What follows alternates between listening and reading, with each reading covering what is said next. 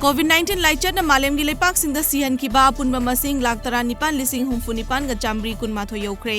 Hauzik faubada laichat asina crore 9,69,335,200 yaukhre. Masigi manungda mioi crore 4,40,000 4,38,913 di laichat asidagi fagalakpadagi discharge taukhre. India dasu laichat asina hauzik faubada mioi lakh 1,98,950 yaukhre.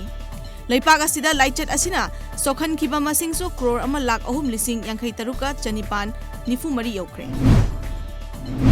Indian Armed Force amasung miyam gi marakta hena fabamari thamnanabagi pandamda headquarters kunngamapan Assam Rifles amasung Inspector General Assam Rifles is ki makada Khawbum Battalion Assam Rifles sinduna None District ki manung chanba Ganglon Part 2 Biles Community Hall Complex cha musical concert ama pangthokre.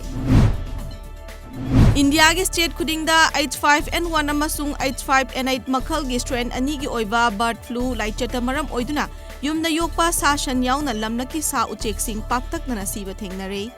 Laichat asigi oirakliba fibam asigi yenglaga center na state singi lengakta laichat asi lakshinanaba mathau taba thabak sing paikhatnanaba khangankhre. India da lakani toramba British Prime Minister Boris Johnson gi khongchat tokre. Hariba khongthang asi leipak aduda COVID-19 gi anoba strain amagi laichat sandorakliba adugi yenglaga lokhalakibani. Panbayai British Prime Minister asi handak January 13 ta pangthokadoriba India gi Republic Day thoramda saruk yananaba thorang torambani.